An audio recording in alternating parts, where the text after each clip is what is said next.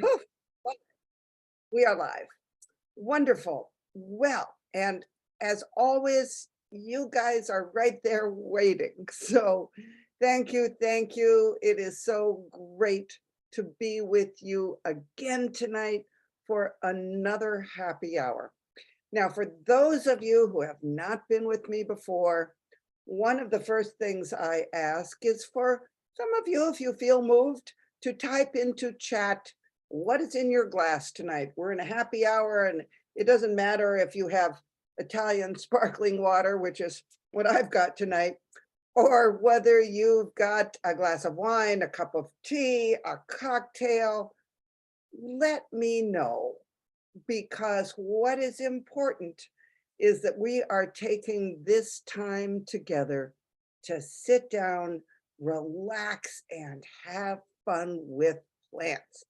And not only do I appreciate seeing what you have in your glass, but that lets me know that it's all working, right? That you are hearing me, and I am seeing the chat, and we are all working well. Because sometimes with technology, as you all well know, things don't exactly go as we had planned. So Barbara, thank you. She's got sangria and enjoy, and water and tea, red wine. Oh, it all sounds wonderful. And I look forward to my beverage, adult beverage, after this is done. So I'm toasting to you right now with the Italian sparkling water, but afterwards know that I will toast to you all again with a cocktail. So for those of you who haven't been with me before, what I do is I present the program that I've gotten ready for you. And then when we're done with that, I take questions in chat up until 6 o'clock. If there are so many questions in chat that I don't get to them, I will answer them in the next couple of days on the Hyannis Country Garden blog. So don't worry if we don't get to your question. You can always go to the Hyannis Country Garden blog on Monday or Tuesday, and you will see the answer to the questions there. So, and we are today talking about perennial plants, one of my favorite topics. And the perennials right now, oh my goodness, they are amazing. They are amazing. And we're talking tonight about improving your perennial garden, just a few tips about what needs to be done in the perennial patch, in the perennial garden, and how you can make some tweaks in order to improve the look of things as well as the health of things. So I am going to go right to share screen. And by the way, welcome to those people who are joining us on Facebook Live. I don't usually monitor the comments on Facebook Live during the presentation because, you know, OMG, is that difficult. But what I do is I go back after the recording is finished. And if you have put any questions in on Facebook Live on the Hyannis Country Garden page, I will answer them there. So your questions will be answered, and I always appreciate your questions and your comments. So let's get started with improving your perennial garden, and let's get started in the slideshow. And here we are together, taking time to focus on plants, sit back and relax, and have a great look at some wonderful, wonderful flowering plants. This is what we want in a perennial garden. Of course, we want a mixture of plants. We want things that come into bloom early and middle summer and late. A perennial garden is planted because it is a kaleidoscope in your yard. Yes, perennials come back every year, hopefully, mostly, often, you know, but that's not why we plant them. We plant perennials for the kaleidoscope of color that we have. But we're going to start out with the very first thing that you need to focus on in your perennial garden right now, the least sexy topic of all, the weeds, because they are there. I don't know about you, but I've got a lot of this cookie here, American burnweed, The American burnweed is one of those plants that looks like it really could be a desirable perennial. And so sometimes we leave it thinking that it might be phlox or something, right? No, this is American burnweed, pull it out. And right now in Cape Cod Gardens, if you're joining me from the Cape Cod Gardens, American burnweed is probably somewhere between 4 and 10 inches tall. So know that. Here is another one, this Speedwell. This goes by several names. It is in the genus Veronica. It is short. It's not particularly attractive. And it's everywhere right now. This is right in one of my herb gardens. I've got it in the cracks of my patio. It's in the perennial gardens. The good news is it's pretty easy to dig up or chop off with a hoe. The bad news is you need to do it pretty quickly because it is not only flowering, but it's starting to go to seed. And the more seeds, of course, that go into the soil, the more of this little thing you have next year. Vetch is also showing up, and vetch is a tough one in a perennial garden. Here is a picture of vetch in with a perennial aster. And once vetch gets in with perennials, it's tough because the roots are all entwined in the perennial roots. Don't let that stop you from at least pulling out what you can see. Because if you frequently pull out the weed that you can see, you may not be getting all the roots, but you're denying the plant photosynthesis to feed the roots. And so, you know, at least you weaken it by doing that. And if you're really, really assiduous about pulling a weed, you know, every couple of days when you see it, you will win. You will win because the root system has to use energy to put up new growth every time. So keep at it, folks, keep at it. Now, jewelweed is all over my garden. And early in the season, I pull up all of the random groups of plants that the birds and the squirrels and everybody has planted. But I leave some on the edge of the property. This is our native impatiens. It's a pollinator plant, and so I edit this, but there are places that I choose to leave it. And that's the important thing to know about weeds, is that there are some weeds that they're valuable for pollinators, right? Or if they're native, especially, and maybe even they're attractive. Jewelweed is not unattractive, but we as gardeners, we are the editors of the garden. We have the controlling hand. And so leave it on the edge of the woods as you see it here, but in your perennial garden, you probably want to pull it out. Coming soon, carpetweed right over here, crabgrass, haven't appeared yet. These are two weeds that like it hot, so it's still a little cool. These are ones that explode in July. Once it gets hot and dry, you will have that crabgrass, carpetweed, and purslane explosion. So stay tuned for that. Now, the question, of course, that we are asking ourselves is, did it make it through the winter?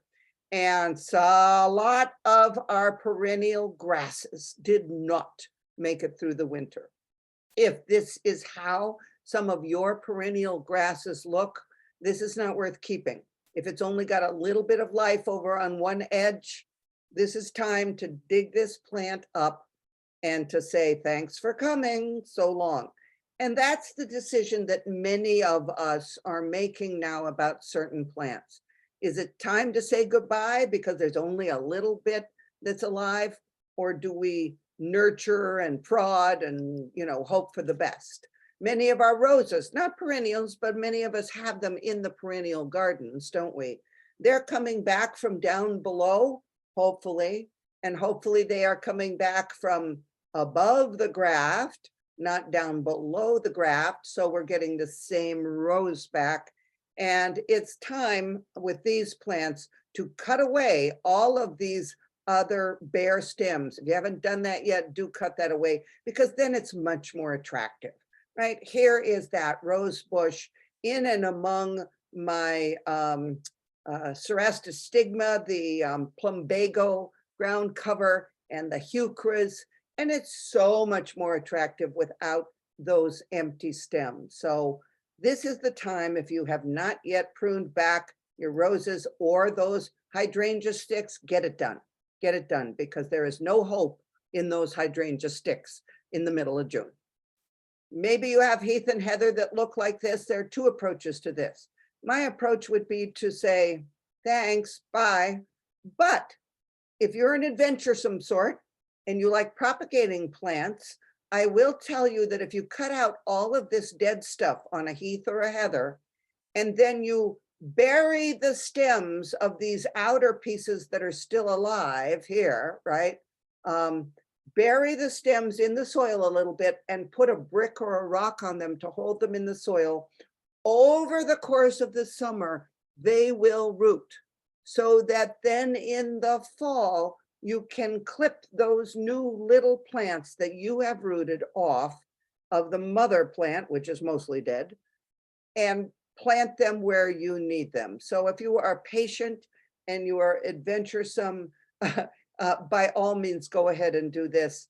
I have a little bit limited patience, so I would say goodbye. And it's okay to do that too, whatever works for you. On the other hand, dead is dead, and many of us lost lavenders, right? I've heard from many people who lost echinaceas and they lost lavender and this and that, and there is no coming back from this. And so pull this out and plant a new lavender. I purchased 3 new phenomenal lavenders and put them in the garden because I lost 3 lavenders. So there we go. Now, it is getting close to the time to deadhead in perennial gardens. And deadheading is taking away the old flowers. But I wanted to spare you the work. You don't have to deadhead daffodils, all right? That's an old school idea that daffodil breeders told me did not apply years ago. So don't worry, but if your daffodil foliage, it's probably starting to flop now. Don't worry about cutting it out. Go ahead and cut that daffodil foliage out of your perennial garden to clean the whole garden up. If you've got daffodils planted in and among hostas, that's good news, because the emerging hostas hide the failing daffodil foliage and you don't have to do anything. So sometimes planting daffodils in among plants that are going to get big and cover them up, that's a smart idea. But if you don't like the look of how your daffodils are right now, by all means, cut them off. It does not hurt at this point. Now, let's talk a little bit about some spring flowering or early summer flowering plants, like this Lychnis. This is it's not a commonly planted Lychnis. It's one of several, but it is a spring, June, late May, June flowering plant. As soon as June flowering plants are done, if they are not bringing something to the party, cut them off at the base. And this is one that as soon as it's done, will get sheared right off at the base. Penstemons, this one happens to be Midnight Masquerade. These are plants that get cut right off. Don't bother snipping up at the top to deadhead up here. The plant is not going to be an asset in the garden if you do that. And it's not going to put out new flowers. So bite the bullet and just cut it way down to, 3 or 4 inches tall. It will look a lot better, believe me. And you can do that with blue salvia too. Now, by the way, penstemons are wonderful bee plants.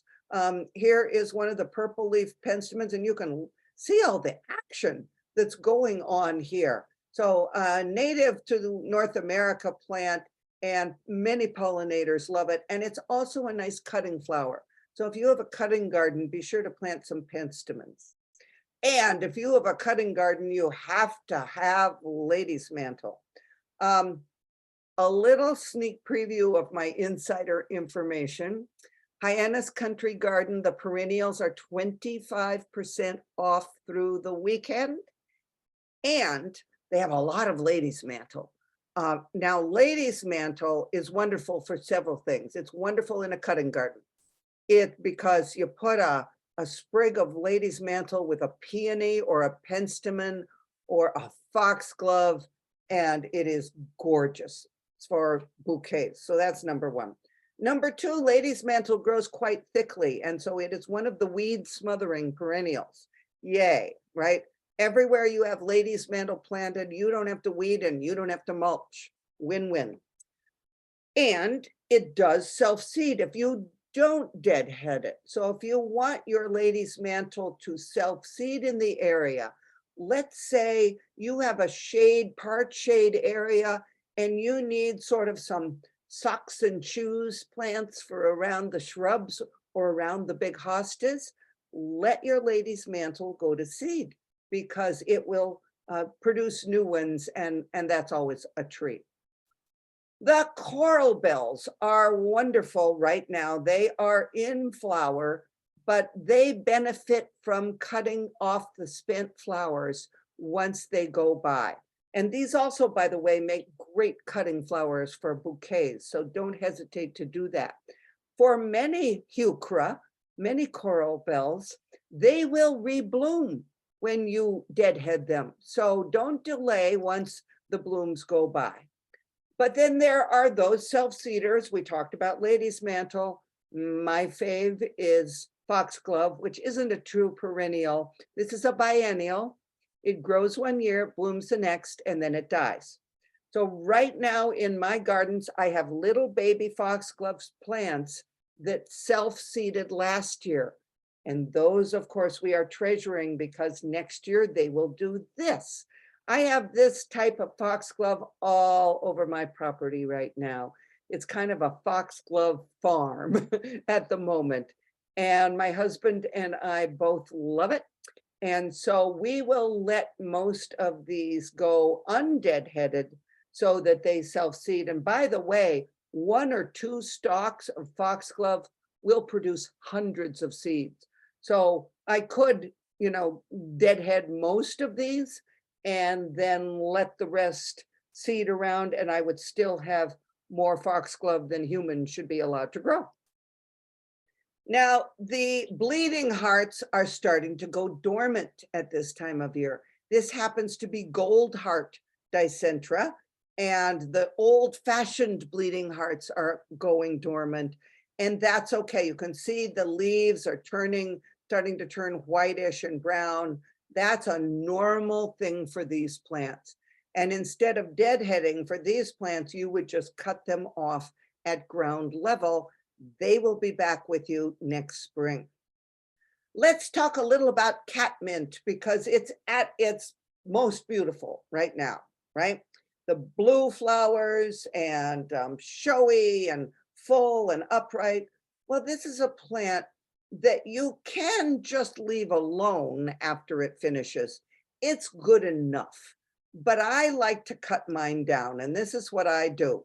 When it's finishing up, I cut all of those stems, but I leave this new growth here in the middle that is coming back up because that is going to get bigger and full. It'll produce a couple new flowers, but it's going to look a lot better in my perennial garden. I also take the opportunity to plant some annuals around the catmint so that I have some flower power while this is regenerating.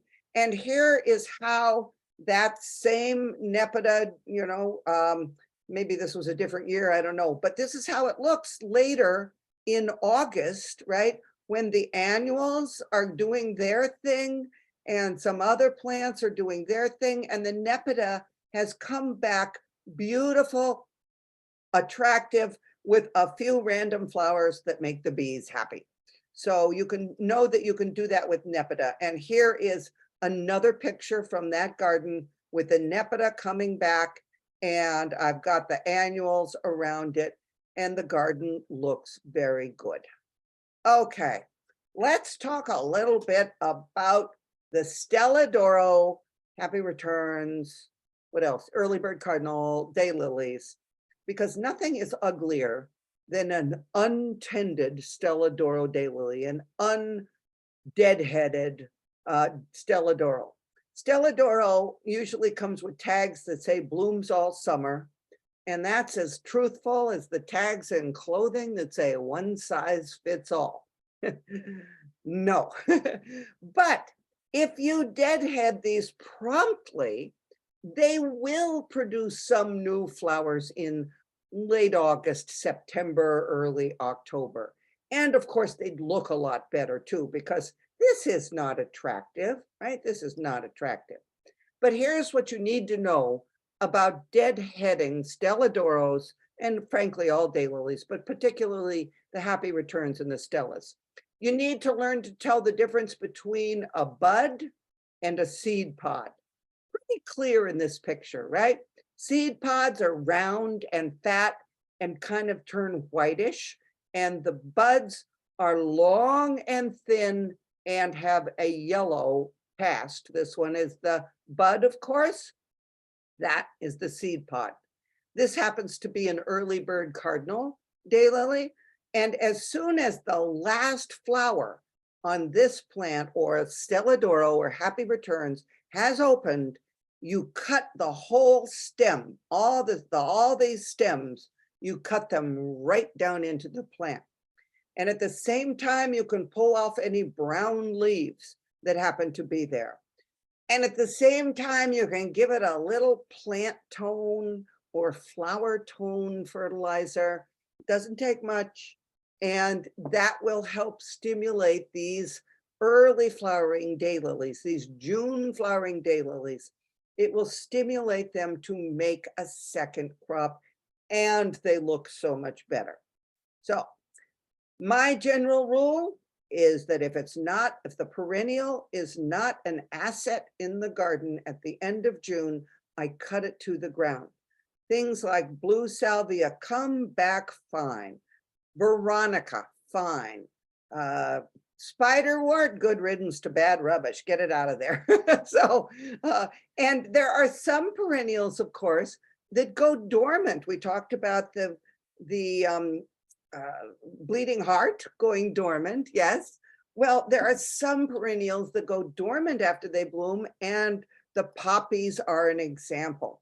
This is one of my perennial gardens right now. I took this picture this morning with my lovely oriental poppies in the garden. You can't see, but on kind of both sides are the peonies, and it's my garden that proves that orange and pink do belong together, along with yellow and purple and every other color you can put in there. But all of these plants I know are going to be dormant as soon as maybe early mid-July, okay? The poppies finish and the foliage closes up shop and says, see you next year. So then I've got a big space in the perennial garden, don't I? So what I do is right now I plan for what annuals I am putting around the perennials that are going to take over later in the season and give me a good show of color. And in this particular area of my garden, I want taller things. You can put any annuals you want. And right now, I took this picture this morning at Country Garden. We've got annuals for you. So come in and find what you like. In perennial gardens, if you need to fill a lot of space, sun or shade, sweet potato vine, it doesn't have to cascade out of a pot. You can plant a sweet potato vine as a ground cover in a perennial garden, and it adds purple, or it adds that golden color. They're vigorous, they're gorgeous. So think about sweet potato vine. But I want to introduce you to this grass because more people should know about this. It's vertigo. Yeah, it looks like a weed in the pot right now, doesn't it? You know, we're talking truth here. I took this picture this morning. This is how that plant looks in the pot right now, but that is what it will look like in August. It gets 4 feet tall. It gets dark purple. It is an annual. It will not live over, but this is a solution for those bare spots that where you need a tall annual in your perennial garden, this is the plant, right? Or one of the plants. So vertigo fountain grass. And by the way, I forgot to mention, and shame on me, but I forgot to mention you can take a shot with your cell phone of any of these names or any of these plants, but also know that this is being recorded and the recording will be up on at the bottom of the Hyannis Country Garden events page in a few days, and it will be available later tonight on Facebook Live.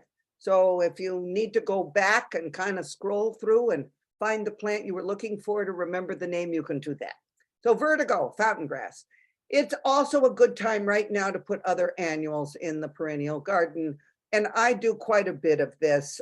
This happens to be a year when I used profusion zinnias and snow princess alyssum, snow princess lobularia, whatever your favorite annuals are. New Guinea impatiens work beautifully in perennial gardens, sun or part sun. Just don't put them in deep shade because they have flower power all summer long. So this is the time to add a few annuals into the garden. Or what I always do is I buy a few annuals now and I save them as understudy plants. I might put them in slightly larger pots, 6-inch pots or a little bigger with a little time release fertilizer and grow them on my driveway for a week or two while I look and see where I am going to need some flower power later in the summer. And that's where I put those understudy annuals. But now, of course, is a good time to add perennials to your garden as well. And I'm going to suggest a few and give you a few design suggestions about how to plant them. The first one is Veronicastrum, AKA Culver's root. I'm going to feature this tomorrow on Garden Line because it is a native perennial that not many people know about. And I think the reason they don't know about it is that it's one of those perennials that doesn't really show off in the pot. You have to plant it, and the second year it'll be twice as good, and the third year it'll be amazing, all right? So it's one of those, like a peony. When you buy a potted peony, it's not fantastic, is it? Because they just don't do that well in pots. This is how my Veronicastrum fascination, which is the purple variety, looked this morning in my perennial garden. It's an elegant plant as it comes out. It's a good pollinator plant. It is native to the United States and a really pretty plant as it gets established in the garden. Here it is in the background of a garden in Martha's Vineyard with echinacea. Gorgeous, right? It is a gorgeous plant. The straight species is white and a little bit taller than the purple fascination.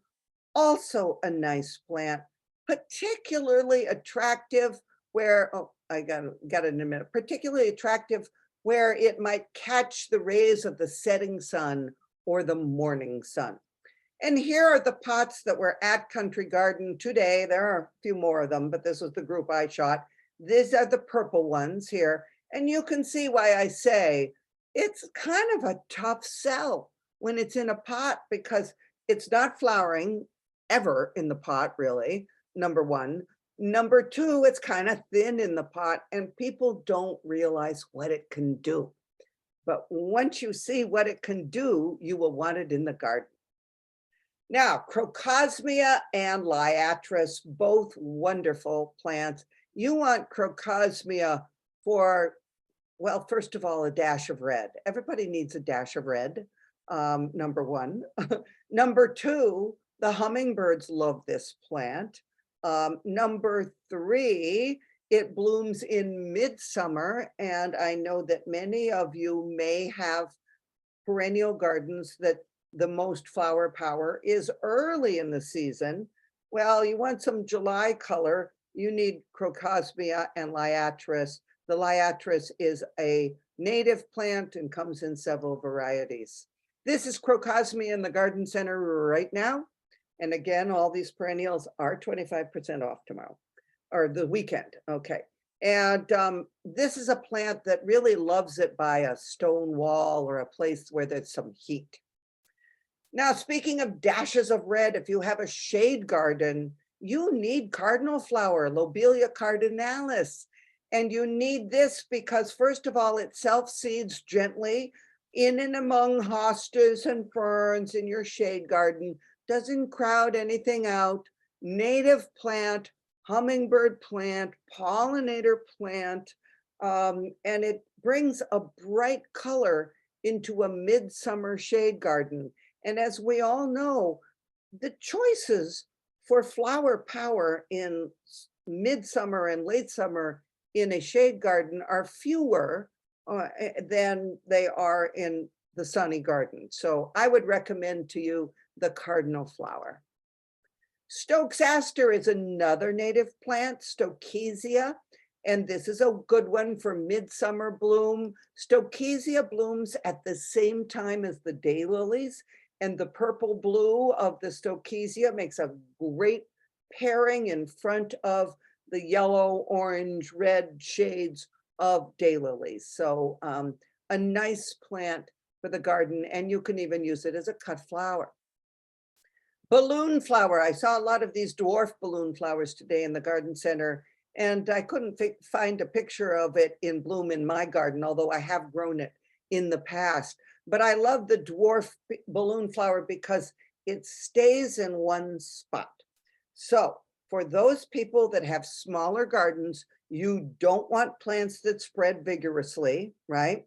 You want plants that you can put them to fill a space that's maybe 3 feet in diameter. You could put 3 of these dwarf balloon flowers in that space, and they will nicely fill it and they will not outgrow it. And they bloom in midsummer, and the buds are like little balloons. And if you've got kids or grandkids, the kids love to pop them. So plant these for the kids' fascination as well as your own enjoyment. Now, this is a plant that solves a problem. Drink of water. This is a plant that solves a problem, Zagreb coreopsis. It is our native threadleaf coreopsis.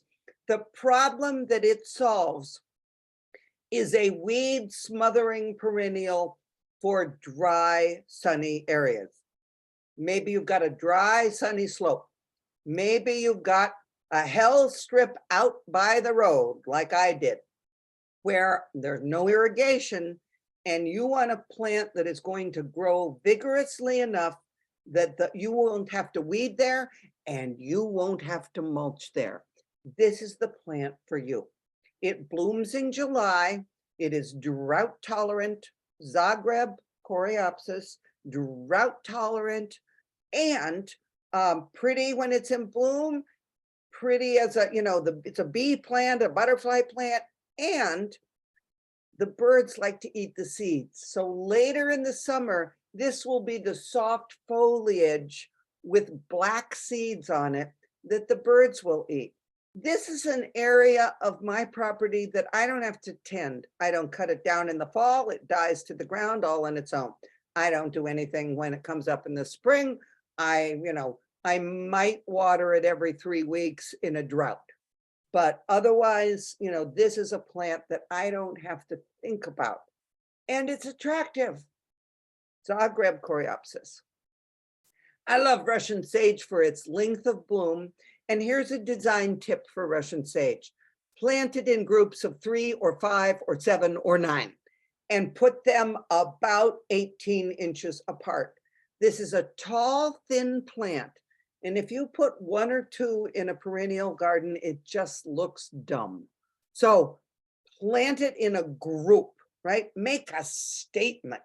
And if it's in a group, particularly 5 or 7 plants, you are making a statement there, and it's going to be beautiful. It's very appropriate, I think, for Cape Cod gardens because it has a kind of a seaside look to it, doesn't it? Not a native plant, but a pretty plant, a reliable perennial, and one for late season color. And don't forget foliage color, of course. I love Heuchera Southern Comfort. I like, actually many Heucheras are some of my favorite plants, not only because I like the flowers, but I like the foliage as well. So get some Heucheras in your garden. And they are not just shade plants. Most of them will take mostly sun, right? Even full sun. I've got Pinot Gris out in my full sun front garden, and it's been there for 15 years and it looks gorgeous. So don't be afraid to use these in sun or part shade, and they come in so many colors. Now, one of my favorite grasses is this Hakona Cloa, AKA hackcone grass. Either way, it sounds like you're coughing up a fur ball, hackcone grass. But look at how gorgeous that is. It is graceful. It is a butter yellow in color. And I have used it in this particular perennial bed in several areas repeatedly. And it is really just a lovely plant. Again, weed smothering and thick and full, reliable color from April when it first comes up until October when it dies of hard frost. There are a number of silver foliage plants. This happened to be an annual Artemisia, did not live through the winter. But I want to say something about silver foliage plants. First of all, they do add a lot to the garden. And if you have a garden that's near a fire pit, or if you have a garden that is where you sit in the evening, get yourself some silver foliage plants, whether they're lamb's ears or the Artemisia. They are beautiful. However, you need to use them in quantity, all right? If you are using colorful foliage plants, whether they're Heucheras or Hakona Cloa grass or silver plants, put them in groups of 3 or 5, or repeat a group of 3 several times throughout the garden. If you put one silver plant there and one yellow foliage plant there and one purple heuchera over there, it makes a garden polka dotted. It is not going to be a good look. So know that when you are going for foliage color, plant more of them, all right? Group them always in odd numbers and repeat them a few times throughout a garden. Now, I know this isn't a perennial, but I have not been as excited about a tool since the Cobra head was introduced 25 years ago. And this one is called Spearhead Spade, and I might have misspelled it. It might be 2 words, spearhead. But if you have a perennial garden, you need this tool. I cannot tell you how impressed I was with this tool when I first used it, because it slices right into any type of soil. This particular area that I was digging has a 2-inch layer of stone dust from years back and clay below it, right? So it is not easy to go through, and this thing made a hole in it like butter. This is what you want for dividing perennials, a spearhead spade. Come into Country Garden and check it out. Because it's narrower and it's got this real spearhead here, it's easy to do. It's got the places to put your foot up here. And it was invented by an 85-year-old guy who had had 2 knee replacements and 2 hip replacements, and he did not have the strength for a regular shovel anymore. And he took his regular shovels into his workshop and carved them down into this shape, and a wonderful tool was born. I can't recommend this highly enough. Come in and check it out. All right, we're going to end and then have your questions with some fun fix-ups. You know, my mother always said, if you have a visual problem, accentuate it, meaning put something there that stops the eye. If you have a bare place in your perennial garden, stick some furniture in there, right? Because it stops the eye, and what is blooming beyond it becomes a garden, and it looks so much better. You can put a bench just about anywhere, and it becomes a focal point that makes you feel good. And I have a bench that I put in my shade garden that I don't ever sit on, but it holds pots of flowers. So you can do that as well. This is what is on that bench this year. Since our hydrangeas aren't as prolific in flowering, I bought a pop star and put it in a pot, and it is going to be on that bench into the summertime. You can plant up an old chair. I found this wicker chair on the side of the road with a free sign a few years ago. And I thought, well, that's good for a year as a focal point in my garden. And I stuck some plastic on the bottom and a bunch of soil and some plants, and it became a fun item in the garden. So have fun with your garden. Create a little display of pots or saucers or whatever stuff you've got around in your garage, in your shed, you know, whatever you picked up at a tag sale. Make a little grouping of it. Groupings of these things are better design than one here, one there, and one there. This grouping of these items works better than if this had been placed out and this had been someplace else, you know. So create groupings, create little displays. And, you know, whatever you've got, it could be a pedestal. It could even be a very large, gorgeous pot that you have planted nothing in. Empty pots can be gorgeous too. All right, a final reminder that this weekend at Hyannis Country Garden, the perennials are 25% off, and I'm going to go to stop the share, and we are going to open chat and take your question. So let's go here and oh, look at this. Here we have somebody. Dorothy says that she is drinking Merlot and looking at the dozen rose bushes that she picked up at Country Garden today. Any suggestions for planting the roses, but not the Merlot? Yeah, I would say the roses don't need Merlot. No problem there. For the roses, dig a hole that is a little wider than that rose and the same depth as the pot. Put the rose in, put the native soil back in. This is something that has changed in the past 25 years, and many people are still in the old school of thinking you have to amend the hole. You don't amend the hole, you amend the garden from the top down. So you put that rose in that slightly bigger hole, native soil, I don't care if it's pure sand, all around that rose bush. And then you put a nice 2-inch layer of compost all around that plant to improve the soil from the top down, which is how nature improves soil. And then you can put mulch on top of that because roses like that. If you want, you can put some rose tone down before you put that compost, or biotone is a good one too when you're first planting a plant. So that's all good. Then the compost, then an inch or so of mulch all around the whole area. And then of course, you're going to water the entire garden deeply less often. You're not going to just squirt an individual plant, but you're going to water the whole garden so that rose can grow its roots out into moist soil.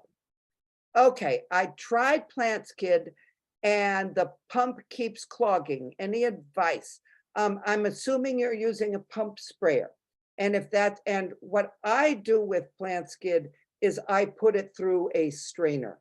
I get my finest strainer, or you could use an old dish towel, right? And put it and strain the glops of whatever in the PlantSkid out, and then it works flawlessly.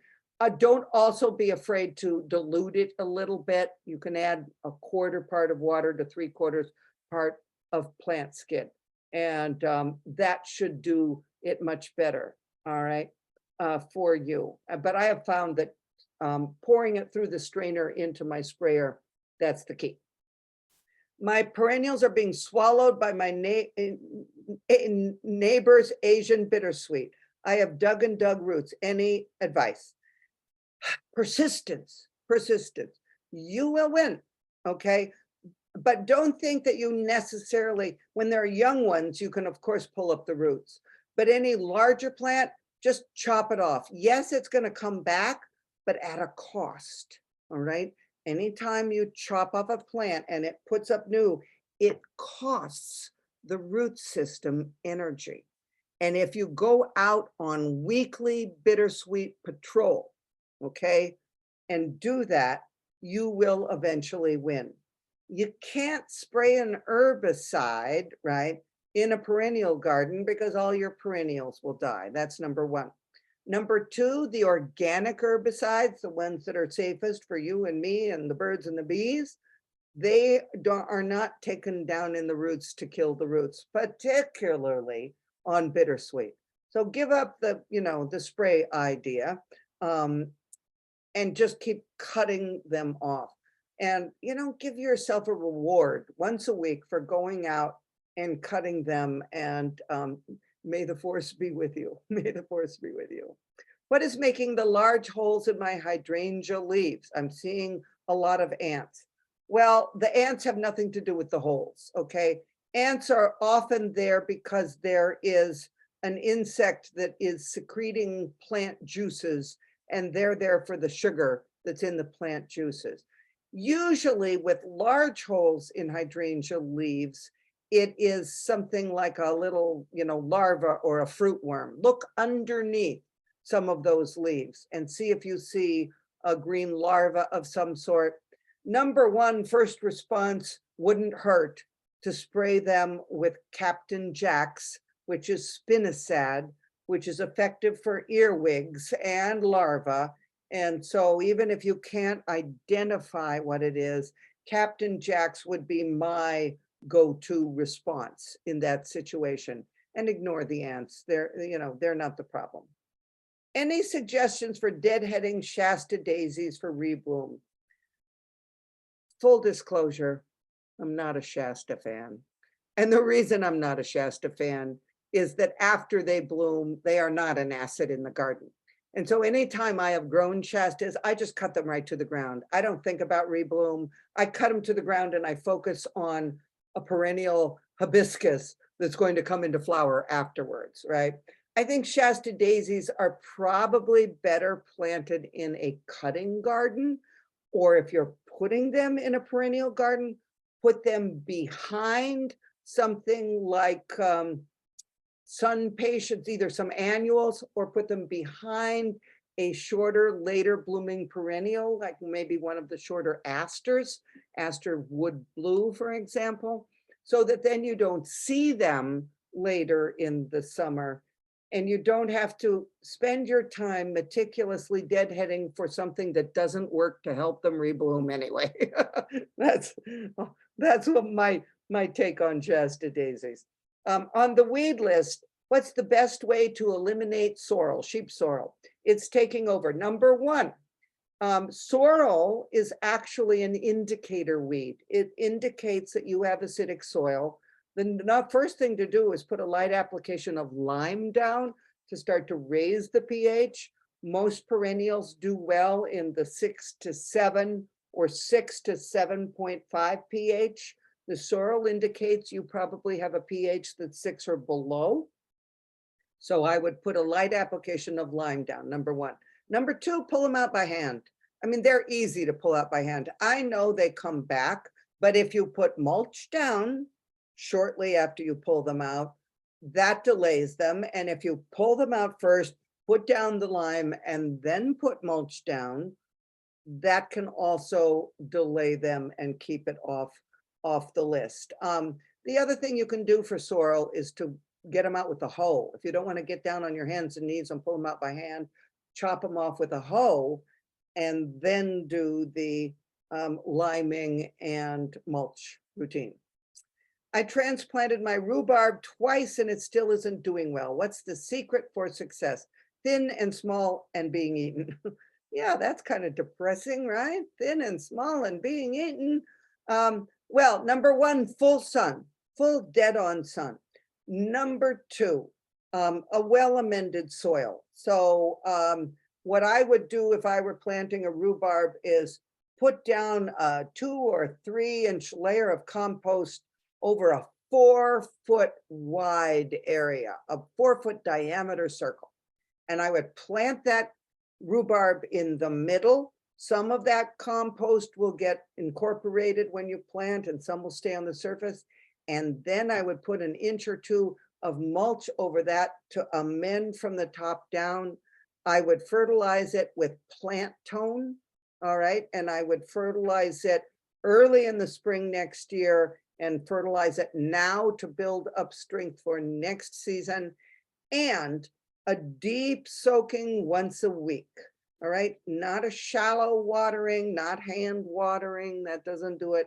Put a sprinkler in the area and leave it running so that it gets a deep soaking over the entire area once a week.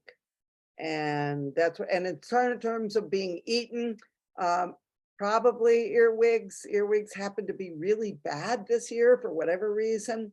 And try starting with spraying it with Captain Jack's, which is spinosad, a natural bacteria organic treatment. That's where I would start. It's unlikely it's being eaten by bunnies because the leaves of rhubarb are actually poisonous. So, only the stalk is edible. So it's probably insects that are chewing on it. And I would spray with Captain Jack's. If you wanted, you could also, after the rain this weekend, dust with diatomaceous earth.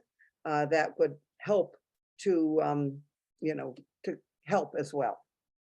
What is your advice to keep bunnies away from heuchera? All right. Yeah, they are not shy. You are right.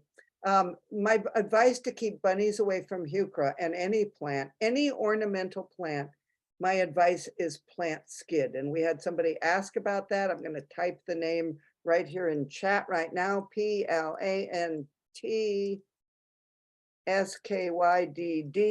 Use the liquid, put it through a strainer into your sprayer. It is a blood-based repellent. When you first put it on, kind of looks like a murder has taken place in the garden, kind of smells, but within 24 hours, you don't smell it and you don't see it. So that's good, but the bunnies do. And it is the longest lasting repellent. No matter what kind of repellent you use the liquid, not the granular, and put it right on the plant. Just, that's number one, whether you use rabbit scram or liquid fence or whatever it is. But I always use plant skid.